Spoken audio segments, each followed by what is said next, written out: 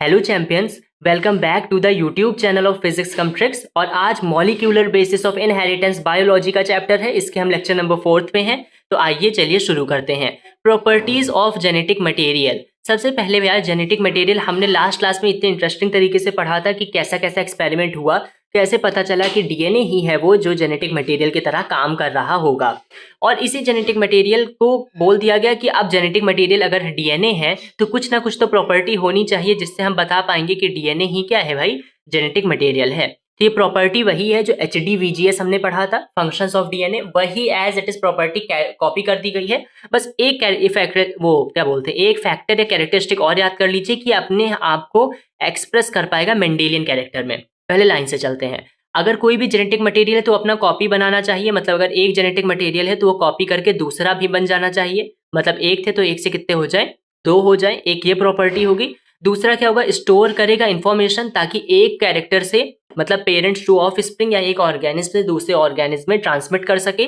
तीसरा क्या है, जो भी कैरेक्टर होगा या जो भी जेनेटिक मटेरियल होगा वो अपने हिसाब को, अपने आप को मेंडेलियन कैरेक्टर के रूप में दिखाना चाहिए। अगर वो मेंडेलियन कैरेक्टर के रूप में नहीं दिखा पा रहा है तो उसे जेनेटिक मटेरियल नहीं बोला जाएगा। ये बात आपको याद होनी चाहिए, इसे रट लीजिए भाई, मेंडेलियन कैरेक्टर के रूप में दिखाना ही चाहिए। तीसरा क्या है, म्यूटेशन होना चाहिए, वेरिएशन लाए लेकिन बहुत ही तेज ना लाए, तेज लाएगा क्योंकि तब दिक्कत होता है, तो इसीलिए म्यूटेशन लाए लेकिन कैसा लाए, स्लो तरीके से लाए, तो स्लो म्यूटेशन याद रखना है। और साथ में स्ट्रक्चरली और केमिकली स्टेबल होना चाहिए कि ये नहीं यार बहुत ज्यादा गर्मी की वजह से डीनेचर हो गया कि पूरा का पूरा एंजाइम ही काम करना बंद कर दे, क्योंकि डीएनए पे ही सारा चीज डिपेंडेंट होता है।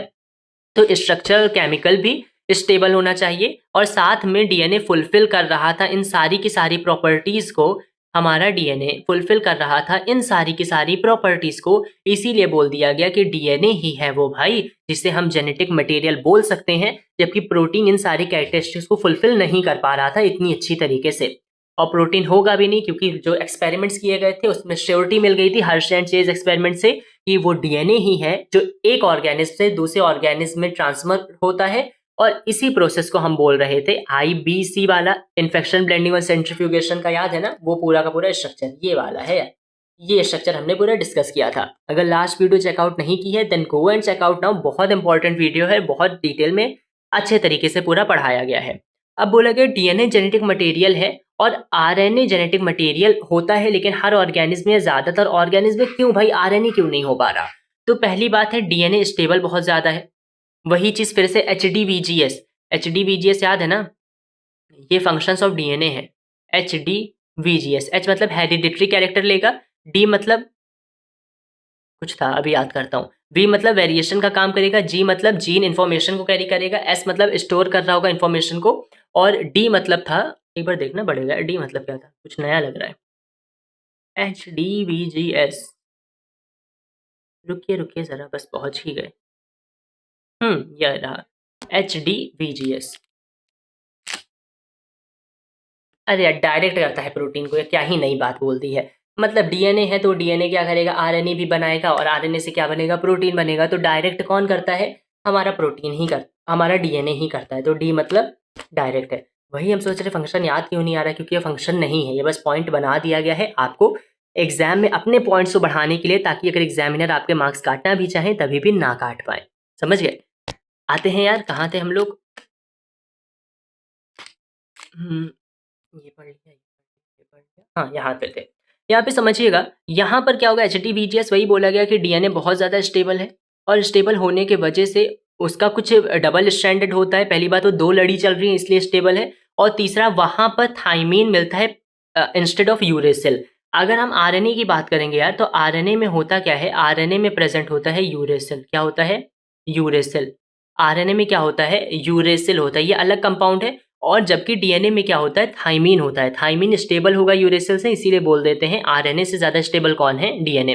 दूसरा चीज, आरएनए सिंगल स्ट्रैंडेड होता है और बहुत ज्यादा रिएक्टिव होगा। पहली बात, ये पेयरिंग में चल रहा है तो इसने बॉन्ड अपने खुद बना रखे हैं, तो ये रिएक्टिव कम होता है, स्टेबल ज्यादा होगा। जबकि आरएनए ने बॉन्ड नहीं बनाया है, इसके वजह से वो लेस स्टेबल होगा, मतलब बहुत ही ज्यादा रिएक्टिव होगा। रेप्लीकेशन, डीएनए रेप्लीकेट करता है हाई फिडिलिटी के साथ, मतलब बहुत अच्छी तरीके से रेप्लीकेट करेगा। म्यूटेशन, डीएनए म्यूटेट तो करेगा लेकिन बहुत ही धीमे धीमे म्यूटेट करता है।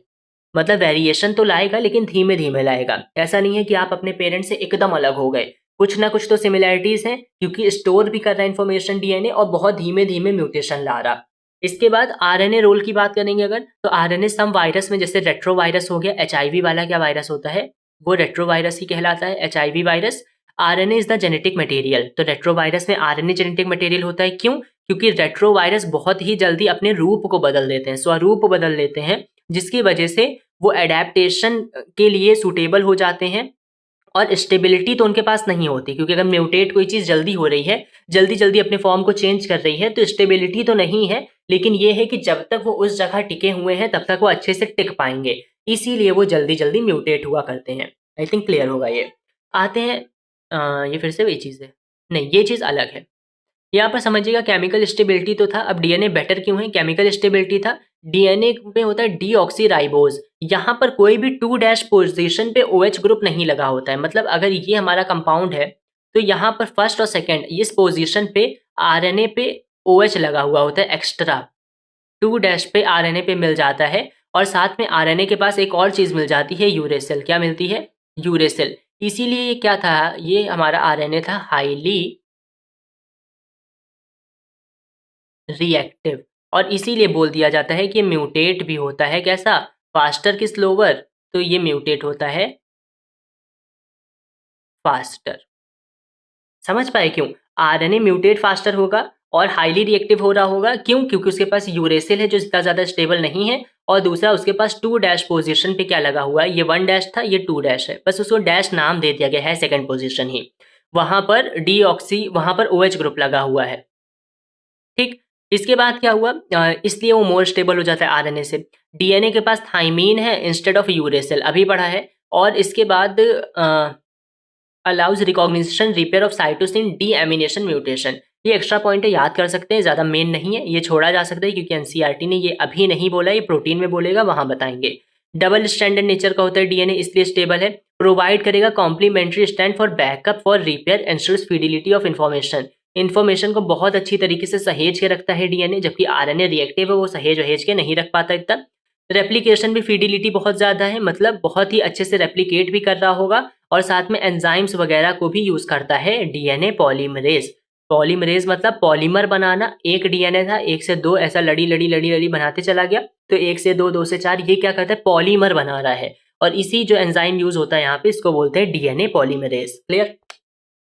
आते हैं अब आरएनए जेनेटिक मटेरियल भी काम करता है कहीं कहीं, तो क्यों करता है? जनरली ये वायरसेस में देखने को मिलेगा, जैसे टोबैको मोज़ेक वायरस पहली क्लास में बताया था, HIV human immuno deficiency virus वाला हो गया, इन्फ्लुएंजा, पोलियो वायरस, इनके पास क्या होता है, आरएनए का जीनोम होता है, मतलब आरएनए ही उनका जेनेटिक मटेरियल है। जीनोम मतलब क्या हो गया यहाँ पे,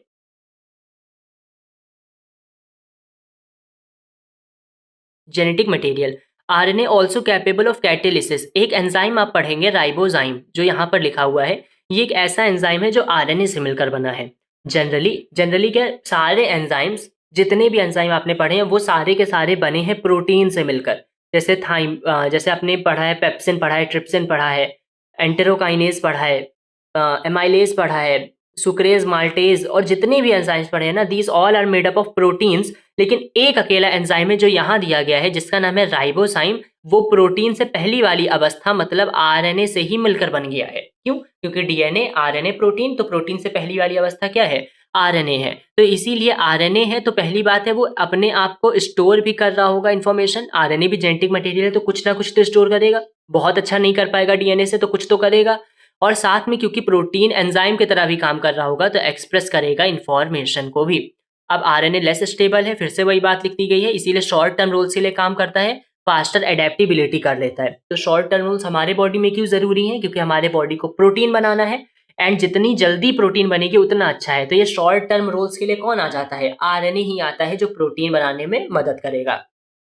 अब आरएनए जेनेटिक मटेरियल है, ये बहुत इंपॉर्टेंट है कि आरएनए ही एक ऐसा जेनेटिक मटेरियल है जो सबसे पहले दुनिया में खोजा गया। हालांकि बात ये है कि उसके बाद कोई और अच्छा बन गया, लेकिन आरएनए ही पहला जेनेटिक मटेरियल है जो खोजा गया था, इसे भूलिएगा मत।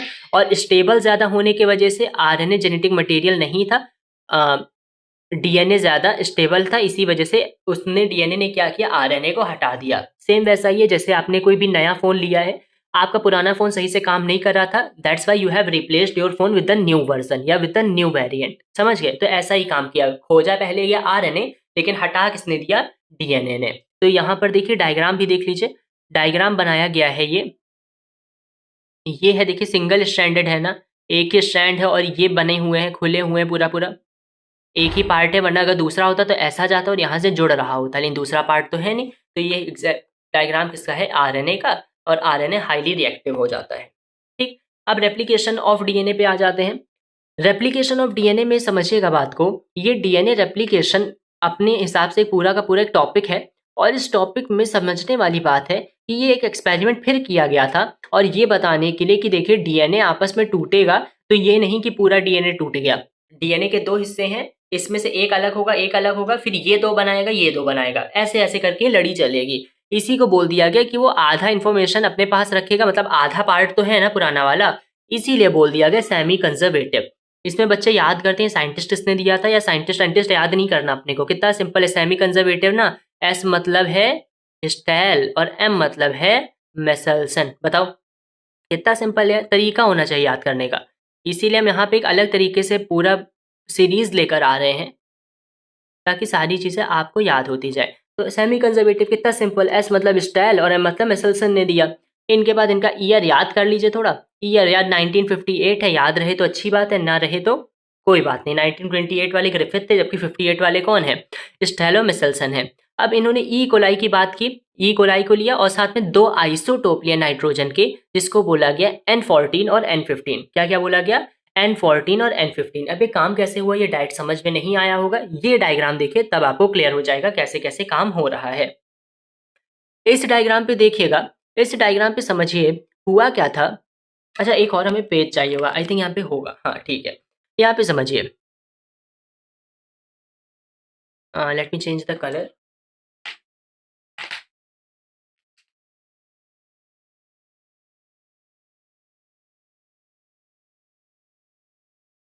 ब्लू रखते हैं। समझिए हुआ क्या, यहाँ पर अगर एक भी हम डीएनए को बनाते हैं, ये डीएनए है, डीएनए अपने हिसाब से 2 हिस्सों में टूट जाएगा, क्योंकि इसके पास क्या थे? 2 स्ट्रैंड्स थे, और इसको सबसे पहले N15 मीडियम में ग्रो किया गया। N15 मीडियम में से एक डीएनए को उठा लिया गया, जिसके पास दोनों स्ट्रैंड्स कैसे थे? N15 और N15 वाले थे। कैसे थे?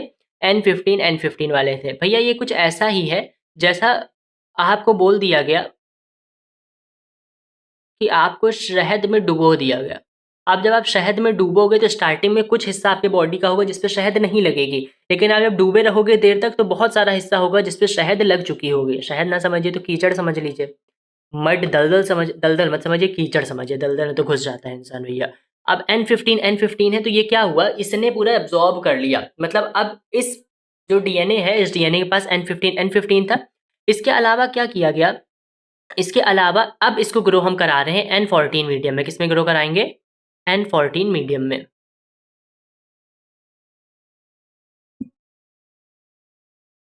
इसमें ग्रो कराएंगे अब N14 मीडियम में। तो अब N14 मीडियम यहाँ से लास्ट तक चलता जाएगा। कहाँ तक? लास्ट तक पूरा चलता जाएगा। अब जब N14 में ग्रो कराओगे तो N14 वाली चीज़ें लेने लगेगा। तो अब इसने क्या किया, N14 का डीएनए ऐसे ले लिया और N14 का डीएनए ऐसे ले लिया। अब इसमें बोला ये गया कि देखिए ये जो सबसे पहला वाला था, क्योंकि ये हैवी आइसोटोप है तो इसको बोल दिया गया ये है हैवी, और इसके पास दोनों टाइप का कलर है, तो ये हो गया हाइब्रिड। क्या हो गया?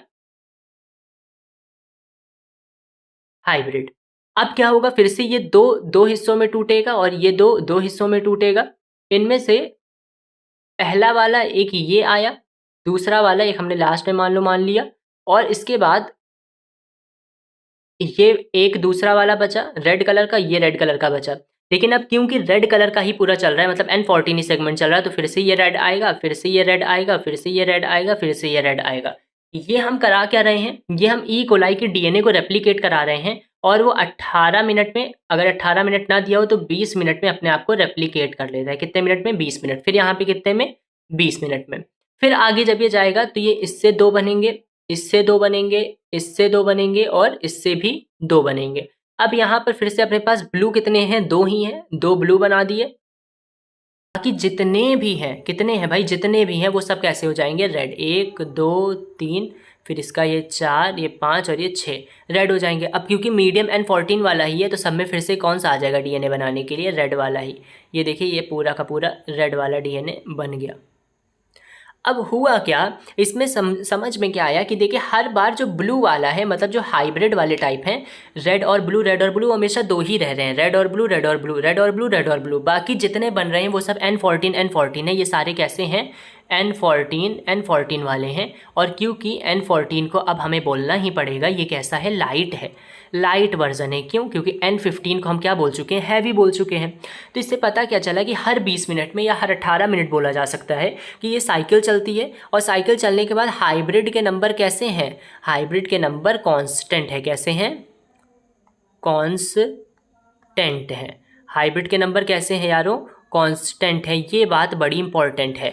ये हाइब्रिड स्टार्टिंग में भी फर्स्ट जनरेशन में भी 2 थे, सेकंड में भी 2 हैं, थर्ड में भी 2 हैं, लास्ट में भी 2 हैं। अब इससे क्वेश्चन कैसे बनते हैं, क्वेश्चन ये पूछा जाता है कि इतने मिनट के बाद बताइए कितने जनरेशन बनेगी। अगर उन्होंने बोला कि 60 मिनट के बाद, तो मतलब 3 साइकिल चलेगी। एक पेरेंट था N15 वाला, 3 साइकिल चला, 2 बना, फिर उसके बाद 20 मिनट 20 मिनट 20 मिनट, तो लास्ट में कितने बन गए, 2 2 ज़ा, पहला 2 बना, 2 का स्क्वायर 4, 4 का फिर 4 2 ज़ा 8, 1 2 3 4 5 6 7 8, 8 बन जाएगा।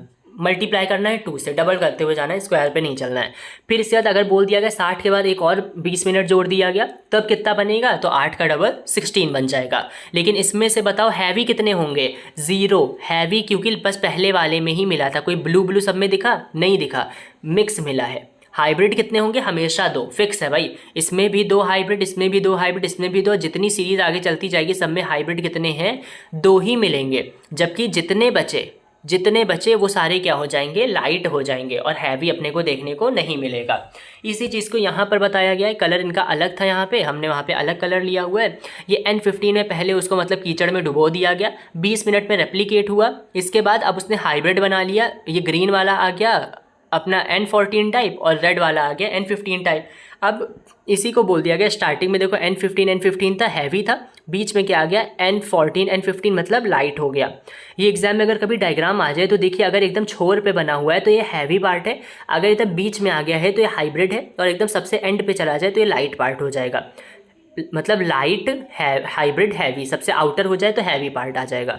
अब इसके बाद क्या हुआ, जितनी भी जनरेशन चलाते जाएंगे वहाँ पर हाइब्रिड हमें मिलता जाएगा, लेकिन हाइब्रिड के नंबर फिक्स हैं, कितने मिलेंगे, 2। बाकी जितने बचे वो सारे क्या हो जाएंगे, लाइट हो जाएंगे। जैसे 8 बने, 8 में से 2 ये थे, तो लाइट कितने हो गए, 6 हो गए। ऐसे टाइप का याद करना है अपने को, ठीक है। और इस एक्सपेरिमेंट का नाम क्या था, इससे ये पता चला कि डीएनए देखिए सेमी कंजर्वेटिव तरीके से डिवाइड हो रहा, कि पहला ये था, इसने 2 हिस्सों में बटा, 2 में से एक पेरेंट वाला पार्ट दूसरे से जुड़ा, एक पेरेंट वाला पार्ट दूसरे से जुड़ा। तो यही बार बार जुड़ना क्या है, सेमी कंजर्वेटिव तरीके से। और ये साइंटिस्ट आए थे, 2 साइंटिस्ट थे, 1958 में आए थे, और उनका नाम था एस और एम। सेमी मतलब एस मतलब स्टेल और एम मतलब मेसेल्सन। आई थिंक क्लियर है। आज इतना ही करेंगे। अगर ये वीडियो आपको अच्छा लगा हो, अच्छा एक बार ये देख लीजिए यार, ये तो इसी का पॉइंट लिखा हुआ है, कोई बात नहीं है इसमें। यहाँ पर देखिए ई कोलाई लिया था बैक्टीरिया, N15 में पहले ग्रो कर दिया भैया, कीचड़ ईचड़ लगा दिया, हैवी बन गया वो। उसके बाद N14 में कर दिया, वो रेप्लिकेशन शुरू करेगा। डीएनए एक्सट्रैक्ट किया गया, जनरेशन के बाद सेपरेट किया गया, डेंसिटी ग्रेडियंट सेंट्रीफ्यूगेशन से अलग अलग किया गया ऑब्जर्वेशन के लिए। ऑब्जर्वेशन में ये मिला कि पहले जनरेशन में सिर्फ हाइब्रिड ही मिले थे, वो भी कितने मिले थे अपने को, 2 मिले थे। कितने मिले थे, 2। इसके बाद सेकंड जनरेशन में 50% हाइब्रिड 50% लाइट, क्योंकि सेकंड में 4 बनेंगे, 4 में से 2 तो हाइब्रिड हैं और 2 क्या हो जाएंगे, लाइट।